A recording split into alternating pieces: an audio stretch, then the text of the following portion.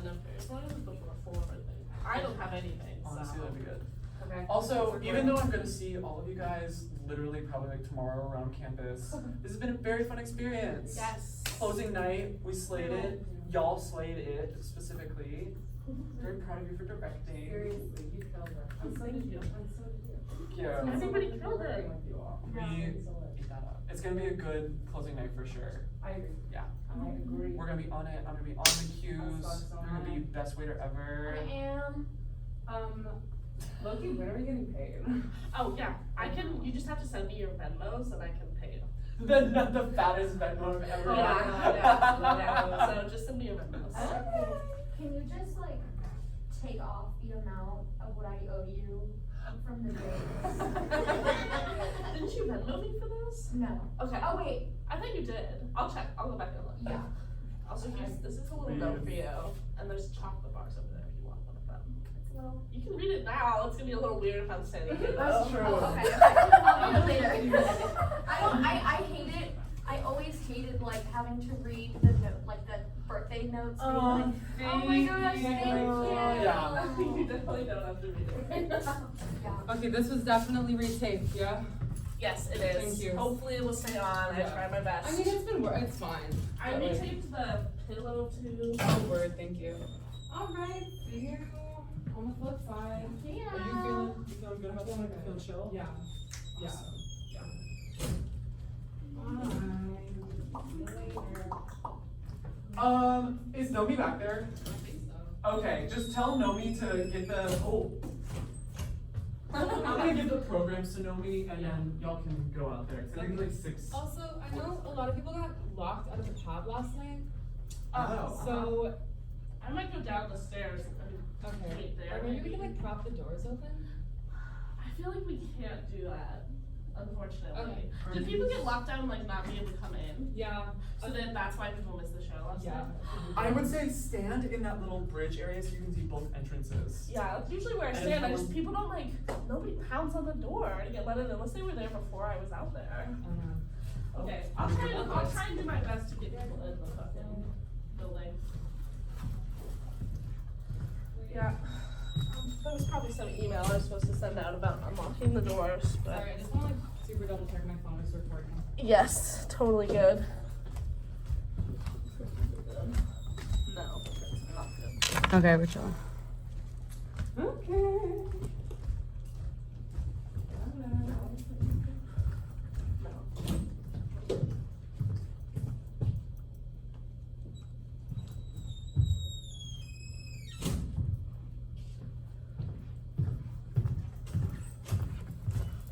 Fine. Rules. ID. Max offered their ID, but never heard anything back about that, so I'm just giving you mine.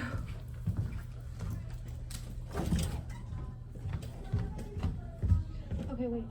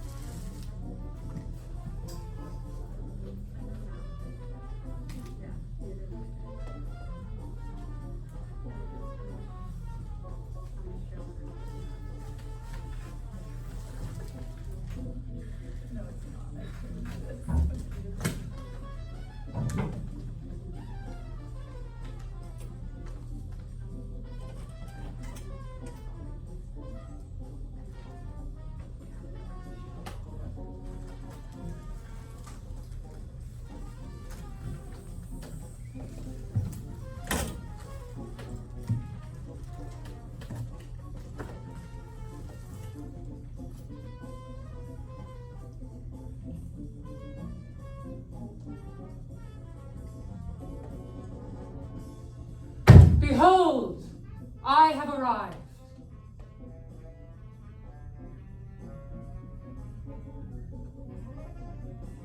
My timing violates custom.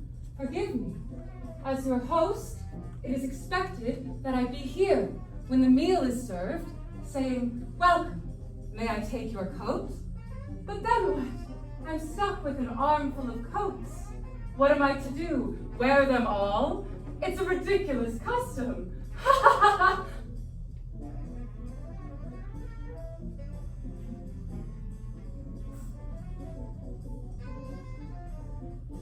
There are too many of you. Also, I don't eat anymore.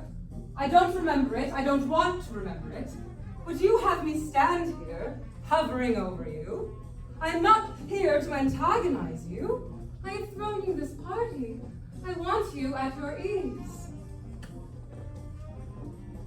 Excuse me! Stop the noise making! Thank you. We don't need that, do we? Much better.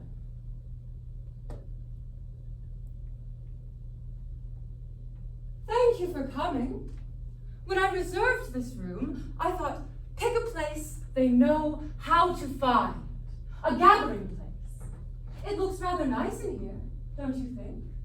They followed my instructions, more or less. Was the food acceptable? I had them follow a recipe from Better Homs and Jardins. It's not my thing, but my observation has taught me that your kind like to eat and be with your peers. I find that odd, but then I have no peers. I am peerless. So, I'm surprised you have an appetite at all. I know you know about the atrocities committed by your government. I know you know about the poison leached out by your corporations. Did you read about the... No, wait. You don't read the paper anymore. What is the name of your source now? Ah, right. The feed. The news feed. Every morning, you drink your stimulant and feed on the news. What a bloody breakfast! And yet, here you are, gathered together, at my invitation, no less. Hopeful, fed. See, I know about you. I came to this evening prepared. But you do not know about me. That will change tonight. You were invited here to right a wrong, and the ones who have wronged me are your fathers. Don't worry, I'm not here for vengeance. If I were, I would have poisoned the food. I didn't. I do not blame you for the crimes of your fathers anymore. I did for a time, I confess it. But then I realized you are as much a victim of history as I am. It would be unfair to accuse you. That would be like placing my own mistakes at the feet of my son. No, but I will right this wrong. You will listen to me now. That is your part to play. This is a Truth and Reconciliation Committee formed by the descendants of the perpetrators and the aggrieved. You were chosen tonight because you believe we have come to the end of humanity. Your species' reign on Earth is coming to a close. I do not know if that is true. I'm not a prognosticator. But you believe that it is. And that is enough for my purpose. I need you to hear me now. So committed am I to my purpose. I made this body out of clay. I arranged for all this. I fashioned this mouth so that I may speak. Finally.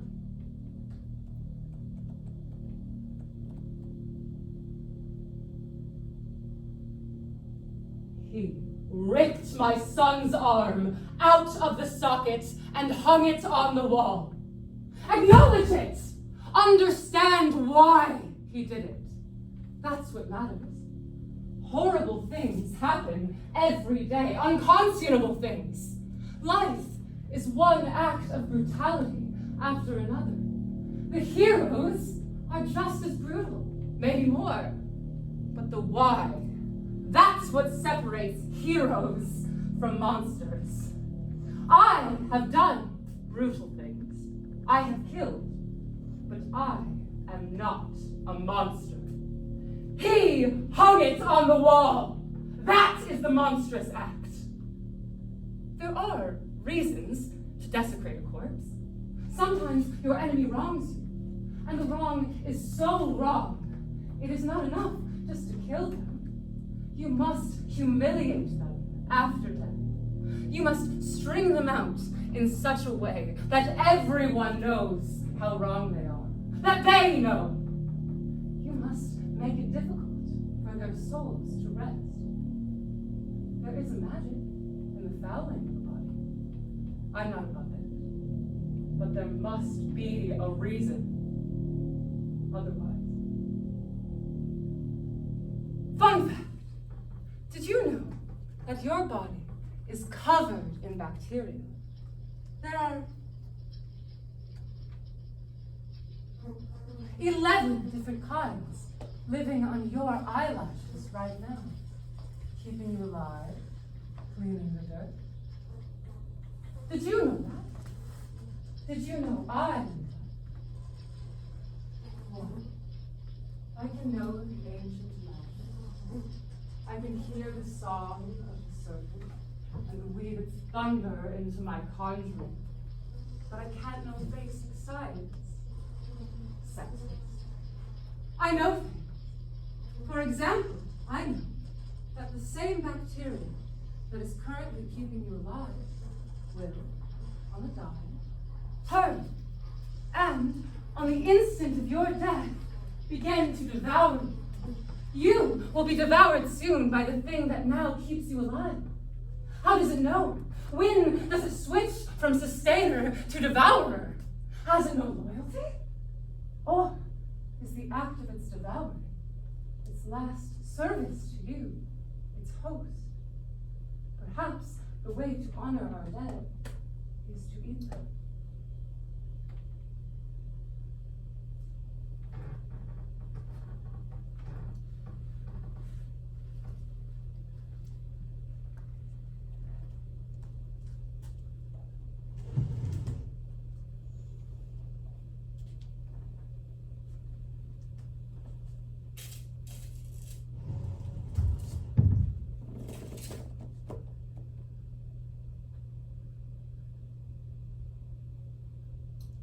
My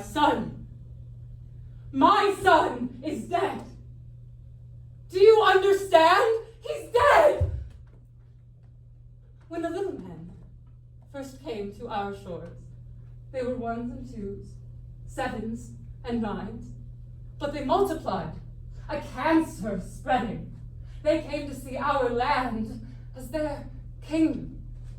They scarred it up, built their boxes, burned and cut clear. My son said, they do not own this land, mother, just because they build their little buildings on it. I myself was never interested in politics. That little man wants to call himself king. What do I care? He's not my king. He has no power over me. I live in a cave at the bottom of the lake.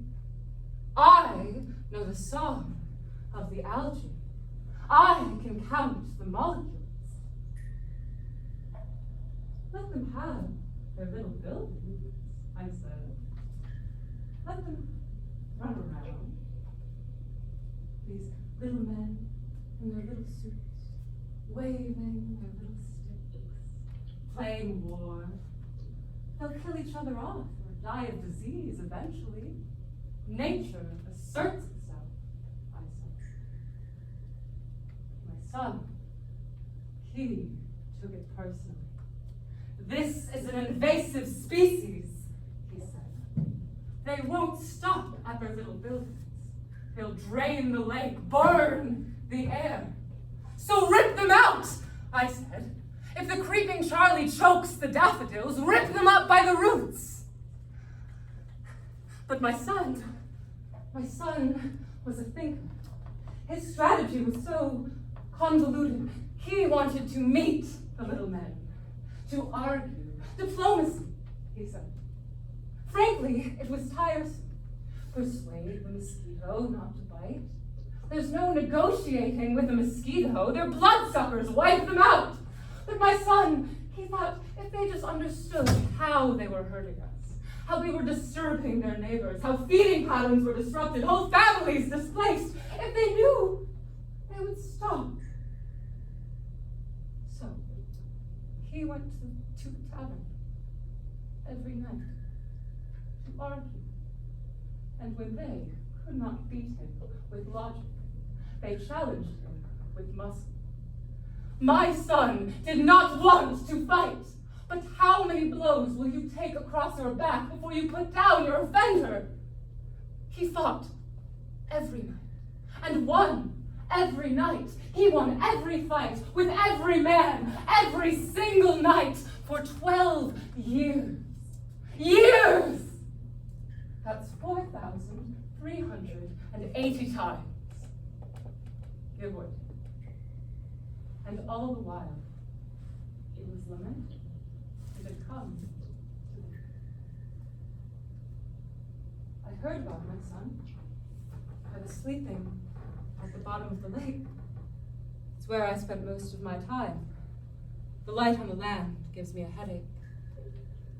It can be very soothing, the water. It weighs on me like a heavy quilt. But even there, I heard.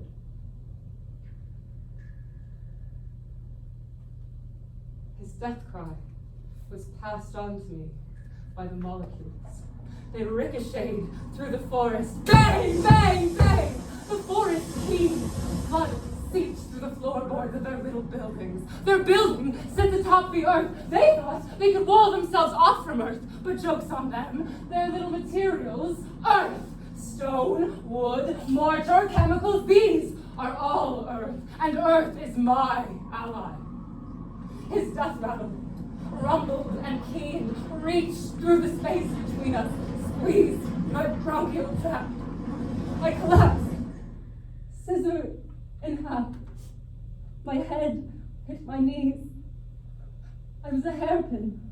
I was a paperclip. I was a little thing with little use. Easily lost, left, something you find in your pocket. A used tissue, an old receipt, lint, disregarded, thrown away. For all my power, I could do nothing. I am unaccustomed to helplessness. Is this how the worms feel? Eating trails through the dirt, not knowing their head from their ass, chopped up by tractor blades, paste. His cry ate through my fiber, leaving little empty trails. I am not even the worm. I am the dirt.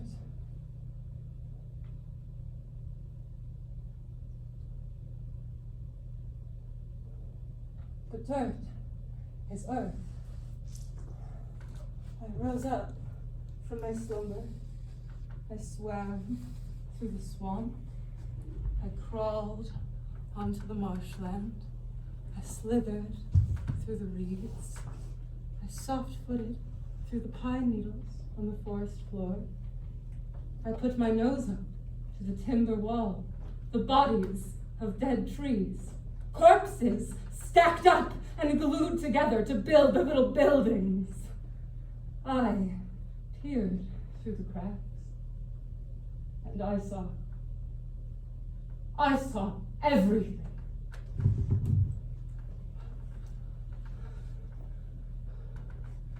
I saw the little man. I saw the blood stains on the wooden floor, men's blood, and my son's. I saw the table with its oily surface. I saw the glint of flagons. I saw the laughter, the gleam of yellowed teeth and swelled tongues, the banging of the metal on the wood. I saw the oil lamps, the flames inside, burning to get out, to rage, to eat this rotted temple, to char the oppressors' bodies with heat and light.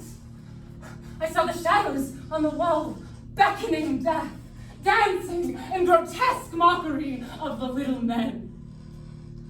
I smelled the sweat of their pits, the oil in their hairy faces, hair like wire.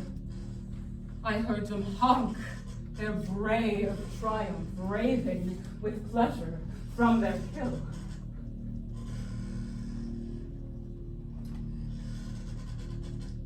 And on the mantle, on the wall, a bloody souvenir.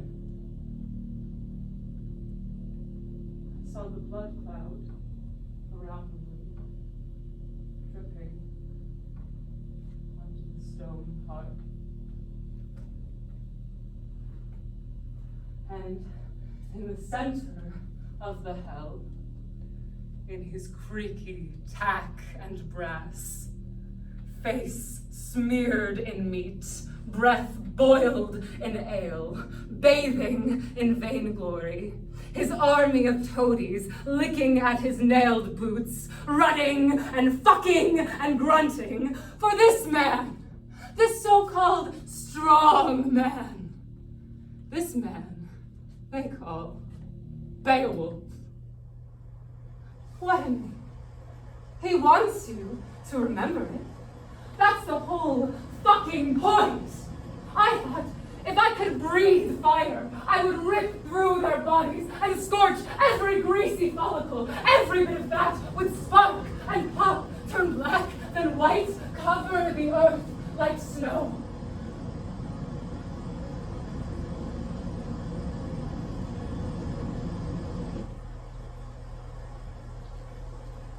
But I could not breathe.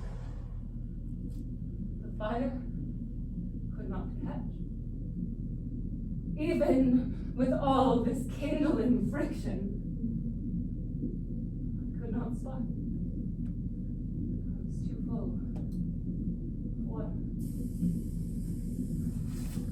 So I slunk back to my cave and wept.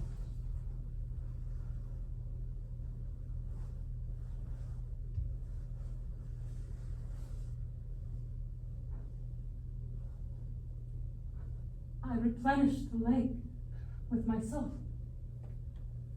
I wept for 40 days, or a minute. A day is a lifetime. Do not make the mistake of thinking I have no heart. It is because of my heart that I keep. My heart spurs me to moan and shake. My heart discovers new places to break and dissolve. At the moment of death, that which had sustained us now devours. I made a plan. I would not do it my son's way. Talk, talk, talk, chipping away at the edges.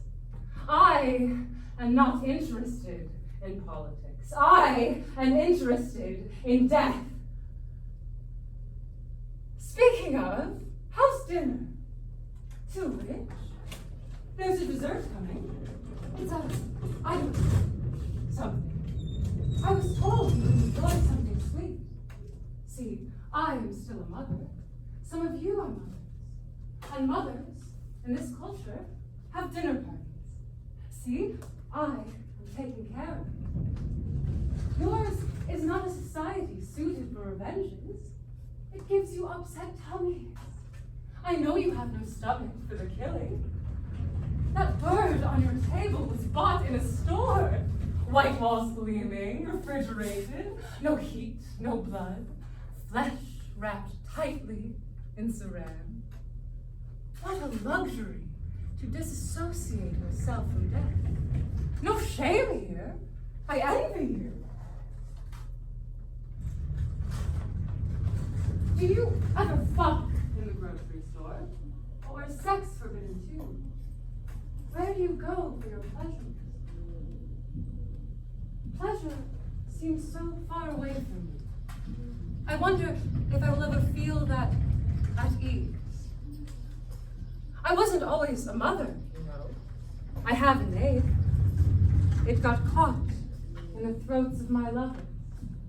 Heads thrown back, wild ecstasy. My love takes many forms. They are not all pleasant, or healthy, or wise. But the price of such deep love, earth love, magma core, is pain.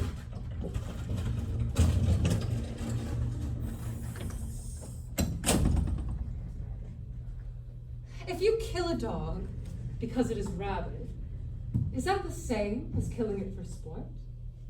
Understand why. Why did he kill my son? I know why. I heard him. I know everything. Did he kill my son in the grip of emotion?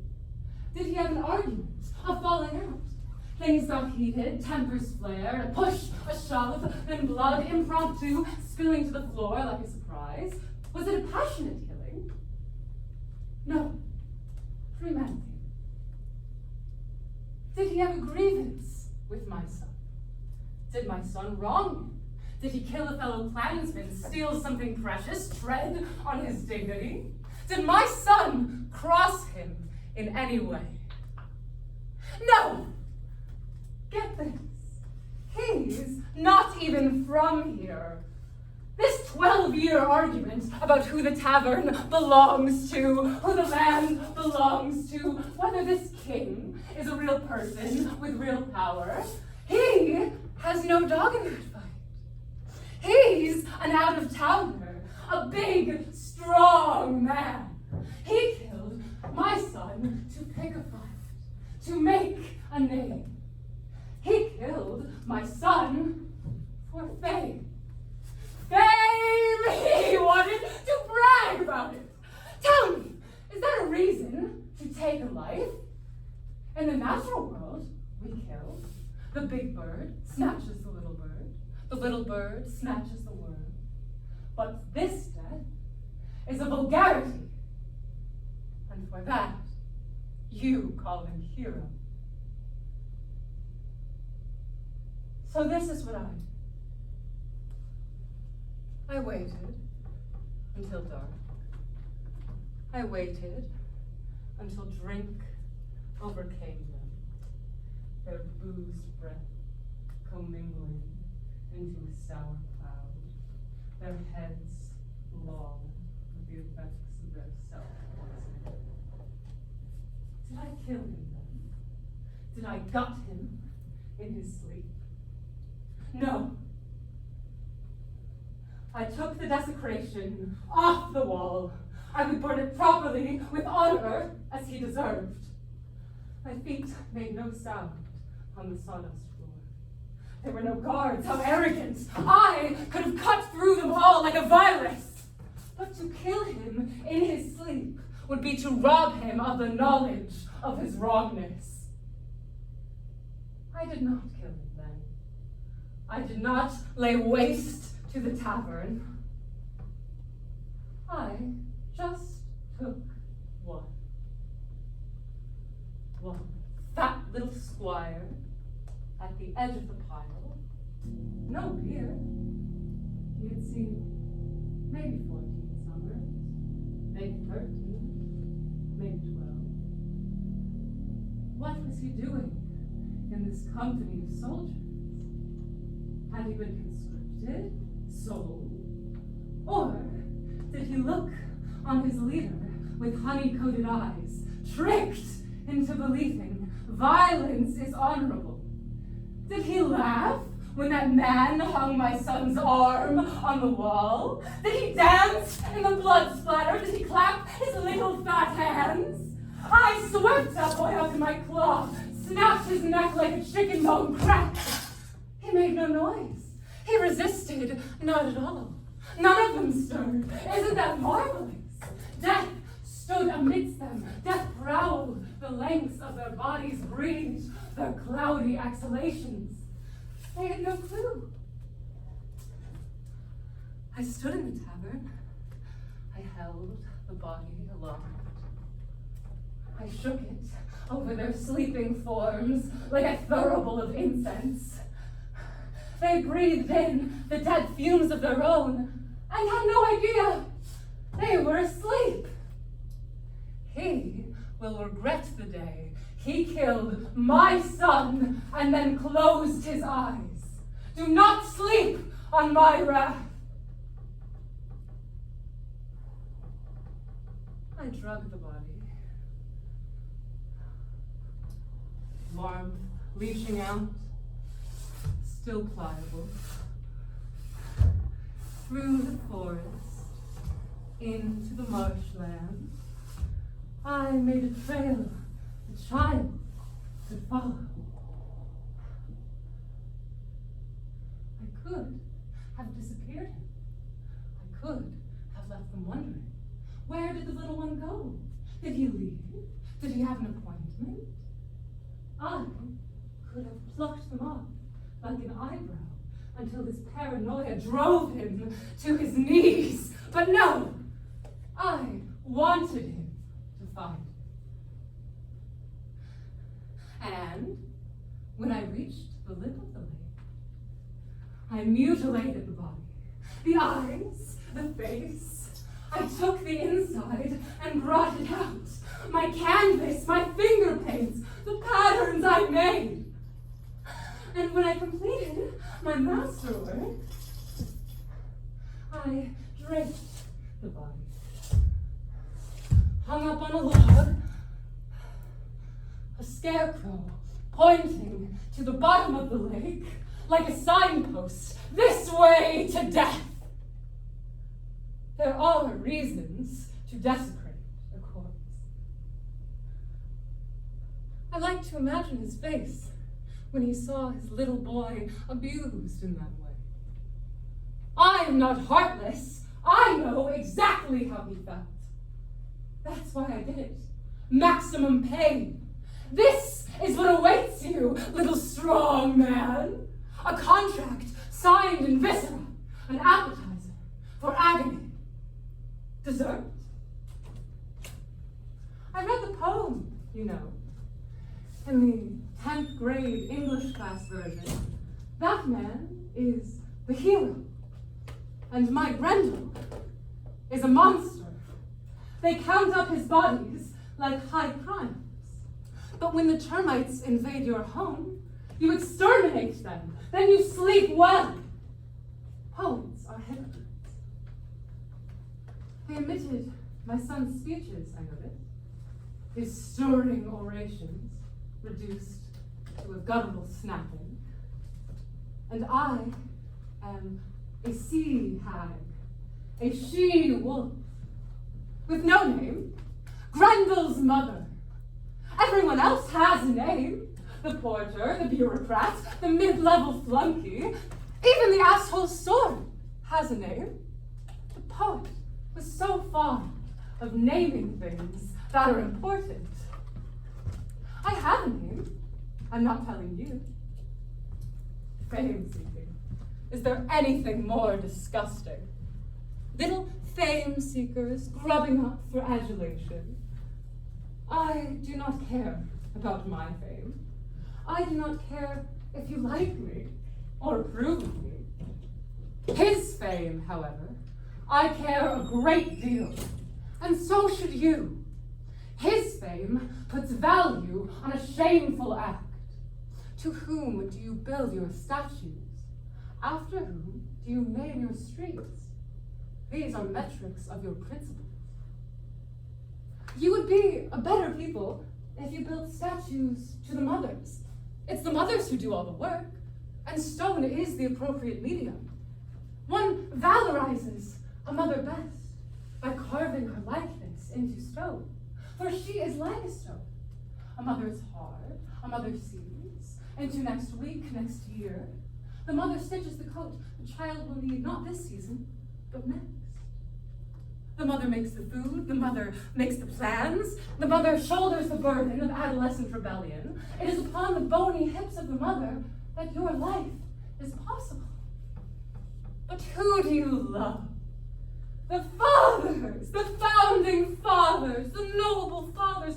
You can't wait to take his name. I should be kinder to you. Bad manners. I apologize. Aren't you going to eat your dessert? Go on. It's good. Here comes the airplane. It's good, yes? Oh, good. Grendel had a father. I ate him, as was the custom. And what a copulation that was! I can still feel the drumming of his pulse when he reached his height. He was happy to be devoured by me. His blood became the nutrients I used to grow my child. My kind is not like your kind. We don't cluster together for long periods. And what better way to die than to sacrifice your body for your children? You have a whole myth about it. Your holy man dies so you may live, or something. It's a cute story, eternal life. Why would you ever want that? I know eternity a bit. I exist like a virus. Unlike bacteria, a virus is not quite alive, yet exhibits properties of aliveness. That's me now. Not quite alive, but exhibiting properties. He killed me that day, in the lake. You knew that if you read the poem, and even if you didn't, you knew on some level I would not be permitted to live.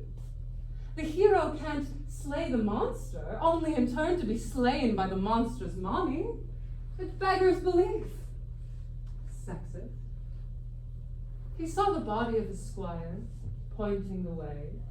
He strapped on his armor, as I knew he would. It was my plan. I listened as he buckled his defenses over his goose flesh. A splash, a flailing about. Then he sank down to the bottom of the lake. That's what happens when you go swimming in chainmail. What a moron. His feet touched the bottom, his breath bottled up in his chest. And he met me where I lived. I was waiting, hiding in the reeds. I struck, and with a quick tuck and flick, stuck and twisted my meat puppet, my little toy, until he was in my lair, cornered. And now he was mine. Why did I fight him in my cave, where I was vulnerable? Why did I not fight him in a meadow? Why did I not fight him in the branches of a tree? Why did I bring him to the one place where I stored my most potent weapons? There's your answer. I felt safe there. Ironically, of course. We fought. His weapons, so-called, clanged to the ground. He attempted to grapple, this strong man. I can still feel his prickly grip, his little fingers gouging into my side. But I am too much for him. I batted him around like a rag doll. Bruises appeared, blood dripped. He was a bug on a string. He was no match, it was so clear. As he destroyed my Grendel, so I would destroy him utterly. I was very confident. But then, he took it. A sword of mine, my own sword, too heavy for him to lift, I thought. I paid it no mind, he was incapable. But men are tool users, I forget. He angled it, he I charged, he fainted, the leverage, he stabbed me. I felt it pierce and blossom into a hole. The blade felt hot and cold, each bubble a breath. I put my hands to the wound. I watched the blood seep through. I was stunned. He couldn't have done it, not him, not little. How humiliating. I remember his face. He was shocked too. Neither of us expected it. And for a moment, he quailed. He saw the yawning cavern in my eyes and flinched. The strong man is a weakling, after all. And then the blade disintegrated, melted by my boiling blood. And he took the hilt with him up to the surface. And he became historic. And I dissolved into particles.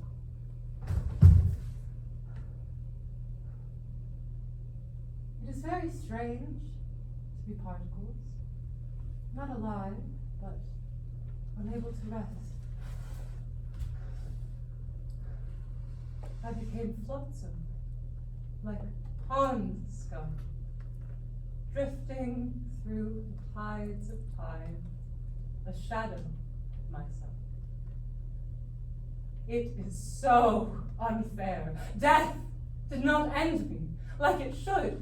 I relive it over and over again, howling into the abyss, alone and keening.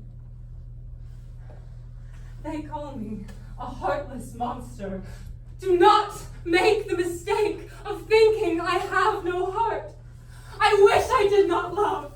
I wish I could be like your machines. Wrap myself in saran. What good is this love? What purpose has it served? Has it shrunk my enemy? It has grown him into a legend.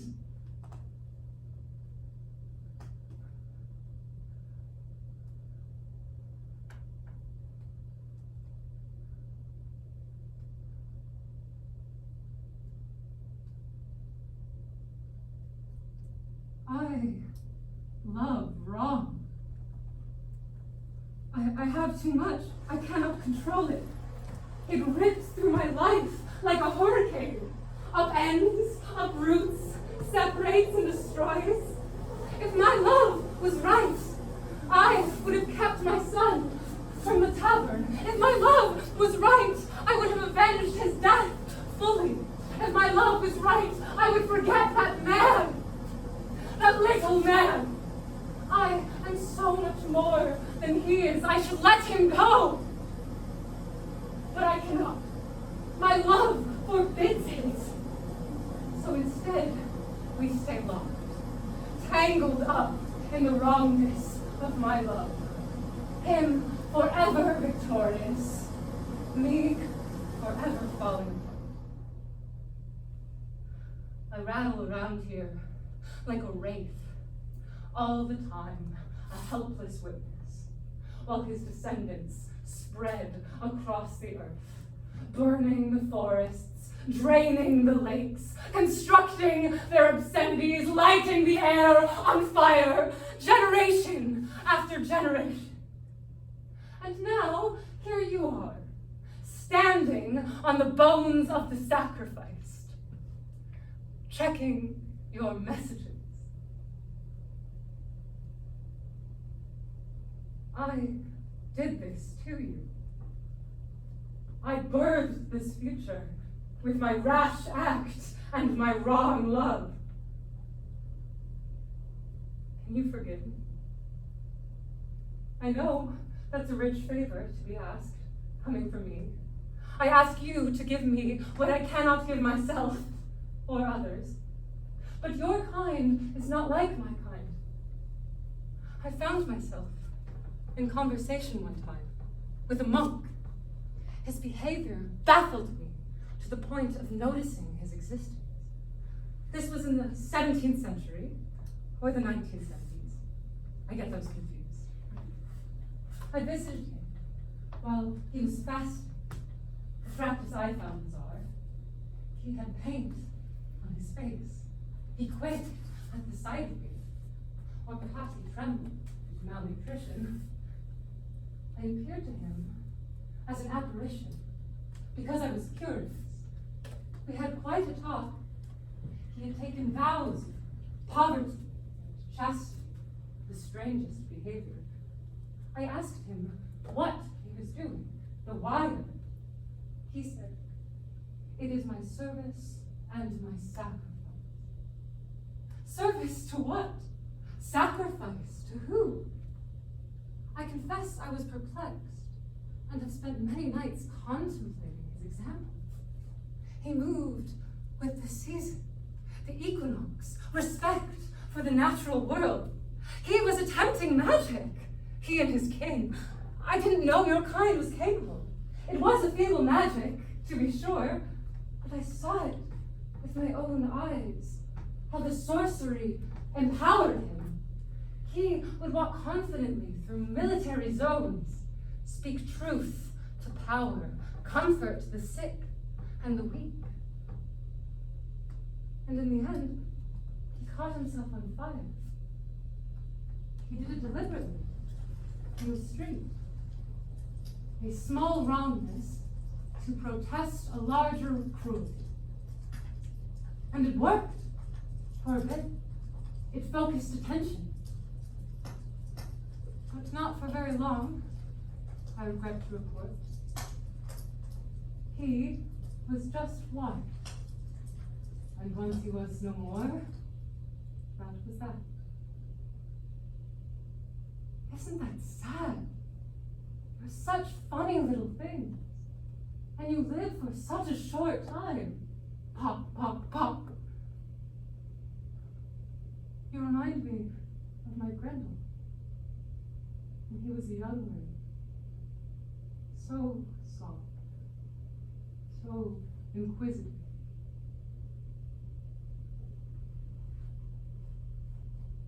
I really thought this was going to work.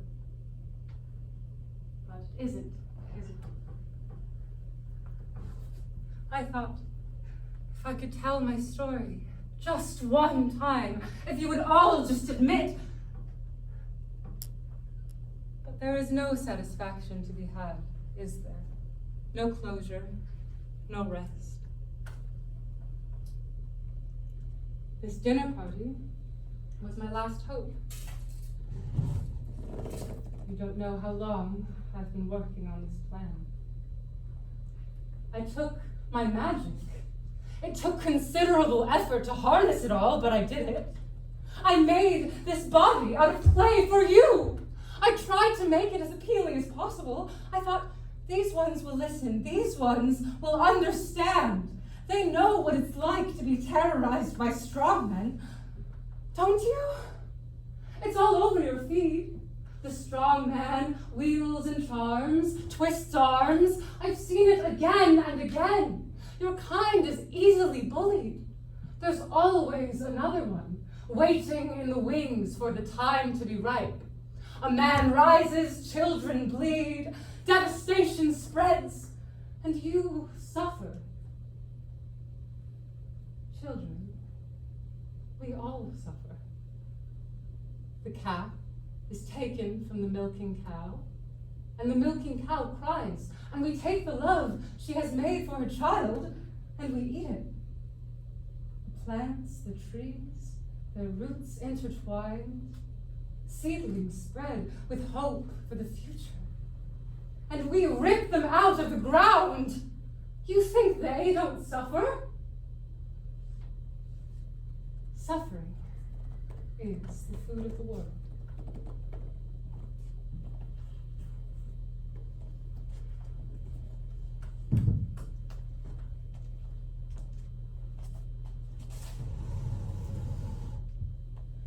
little lamb.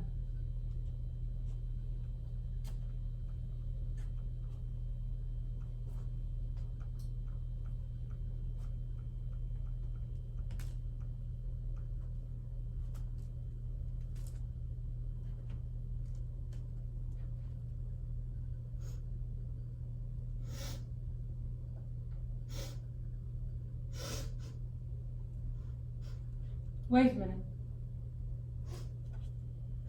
I smell something.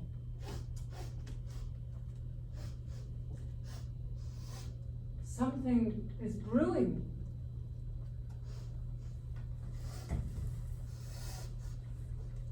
Not just lamentations, not just suffering. You want revenge against the fathers who are killing you. You are hungry for it. Has it always been there? Was I so consumed by my own rage, I didn't realize you have rage. Little baby rage. Well. This happens to be a subject I know little something about. Nothing to be ashamed of. Of course you want revenge. Every day, the bodies pile up. Every day you say to yourselves, this can't go on. And yet it does. Where are my leaders, you say? They're the ones piling the bodies, aiding and abetting the strong men. So many of them now. One in the east, one in the west.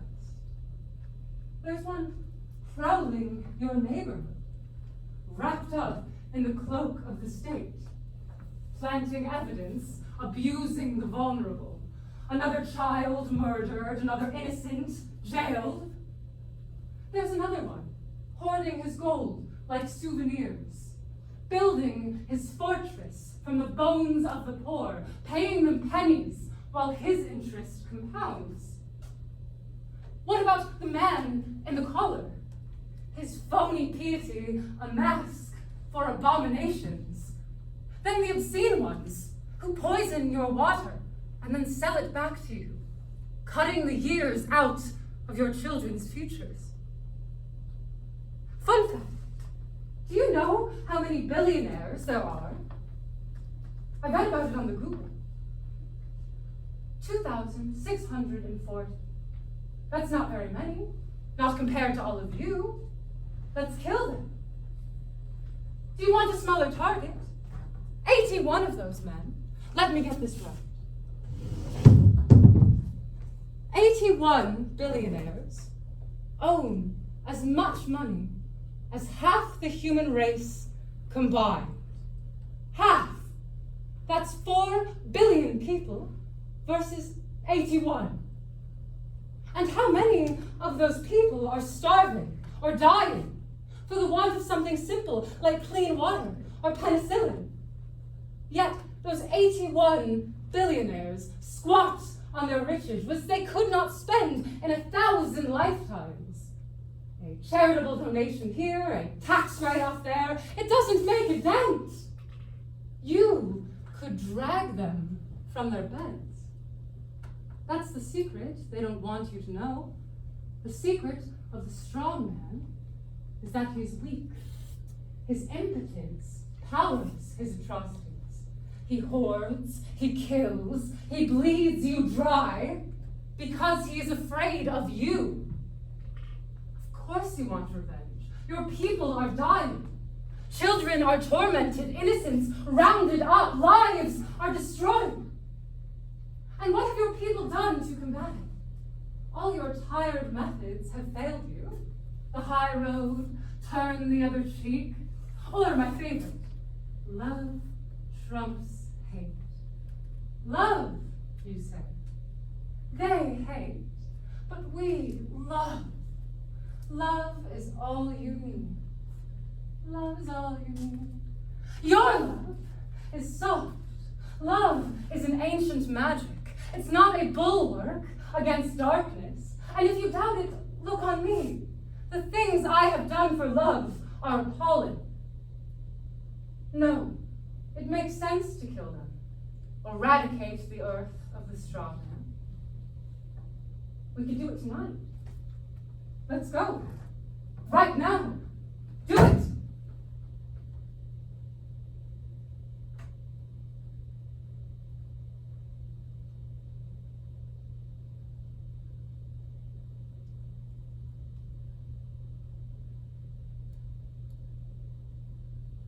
No, don't.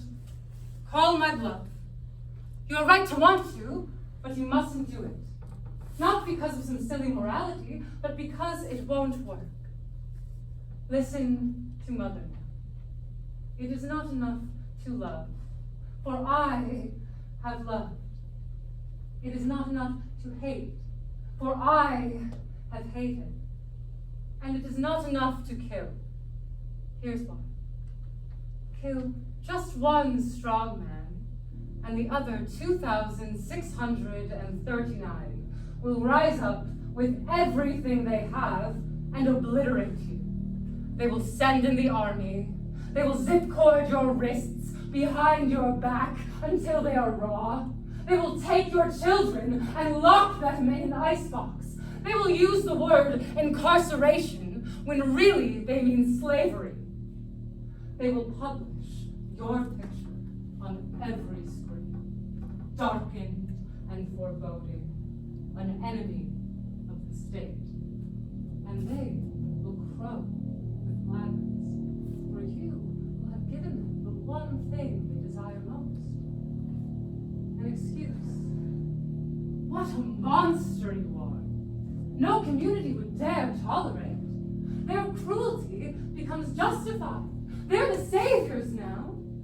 They'll write poems, epic poems, about your monstrous behavior and how they were right all along, how they had to. Their atrocities become policies, entrenched, vindicated, and their children will read about it in 10th grade English. Violence feeds only violence. That was my mistake. One of my many mistakes. I did not understand what my Grendel was trying to do. My son, in his speeches, my son was arguing for justice. What a pretty word, what a dream! How does one get justice? I only know revenge. It is my other failure, my imagination. Justice to me is revenge after a battle. Revenge in surrender. I did not understand, and I live with my failure every day. If I had not abandoned my son, if I had listened to him, I would not have helped to usher in this age of fathers.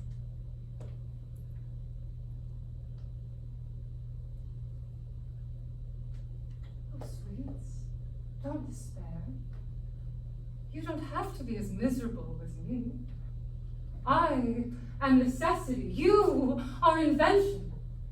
Let me be your mother in this now. All you have to do is live another way. My Grendel's way. My way is the law of tooth and claw. But you are not bound by history. You are the future. What if you didn't kill them? What if you starved them? Yes, get in the way between their fork and their face. This one wants fame. Deny him. This one wants money. Deny him. This one wants power. Stand in the middle of the road and do not let him march. Hide the refugees in your attic. Swarm the politicians with your demands. Let the truth of your oppression sound a gong in the ear of every citizen until it is undeniable. Throw your body on the gears if you have to. If anyone can do it, you can. There are more of you than there are of them. You have peers, you have parties, you are pretending you are alone when that is the one thing you are not. I am alone. I do not belong in your future with grocery stores and justice. I am old. I can no longer evolve. My heart is not a place where love can grow anymore. All that is left of my heart is the wrong kind of love. It burns me. Ironic. Your love is too gentle. Mine is not gentle enough.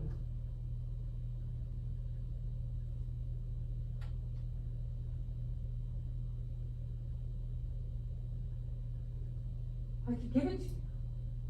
Would that work? If you took my love, my wrong kind of love, just a little, just a taste, you could use it to power your future, become energized.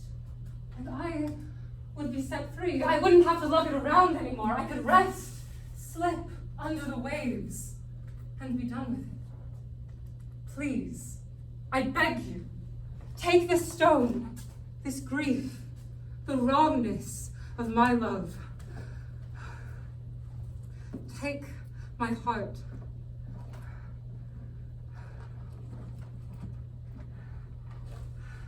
And eat it.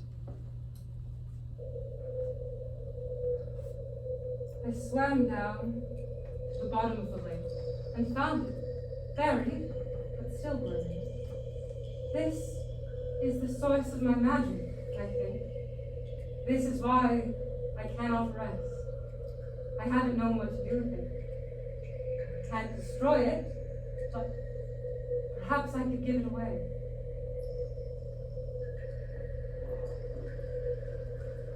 Take my heart, take it inside you, and you will have courage for the coming days.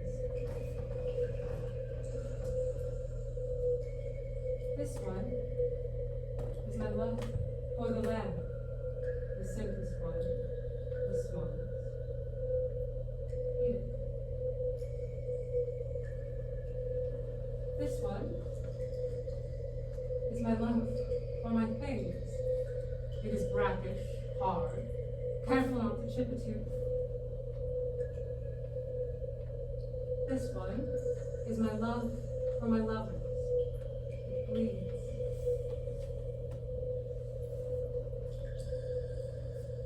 This one is my love for my child.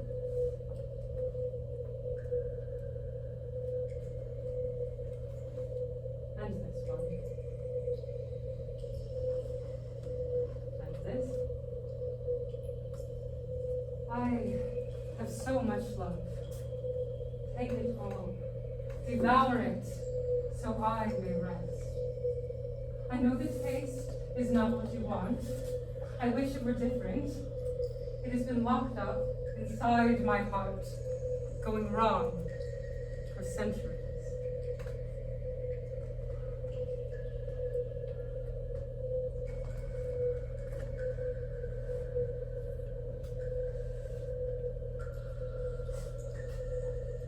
Oh, my children, thank you for taking my love. I am giving you everything that I have. And now, I shall die.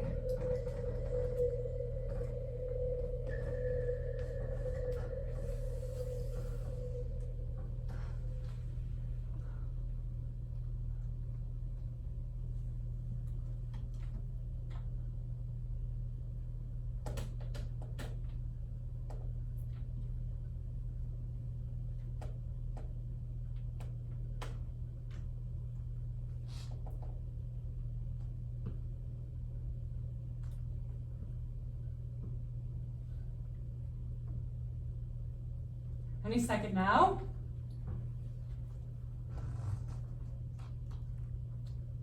Why am I not dissolving? This is clay. This is nothing. This should break apart. It didn't work. Oh. What is happening? This is not right. I feel hot.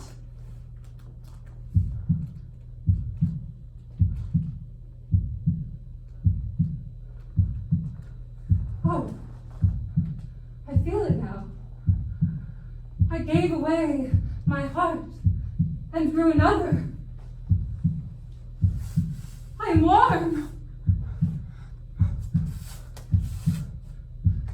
Touch me. No, you, touch me. May I hold your hand? I am alive inside this body.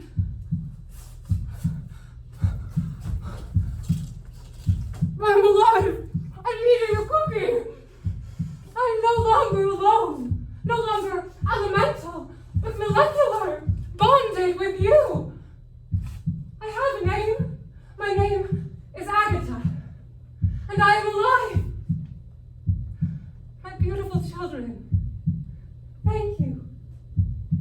To hell with death. I plan to fuck and eat birds.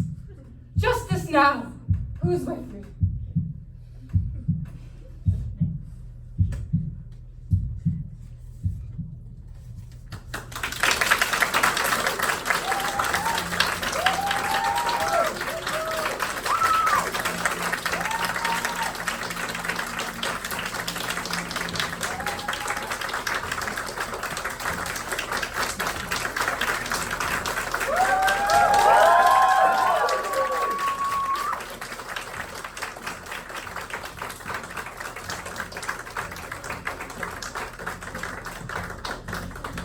Following this way, the host would like for you to lead.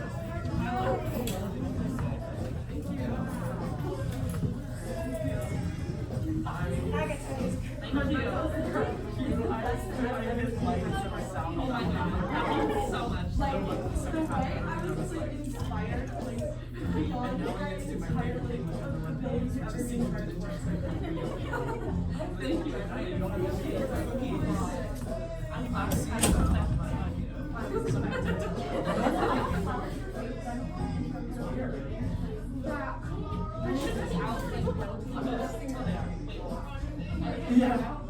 It's the polite thing to do to wait to be I guess. Yeah. Yes,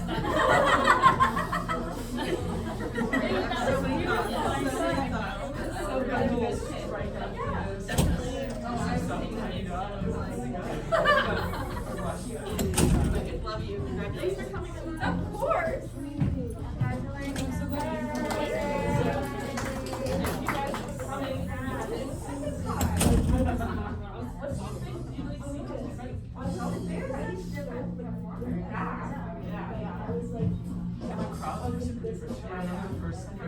Laughing. Yeah, chuckle.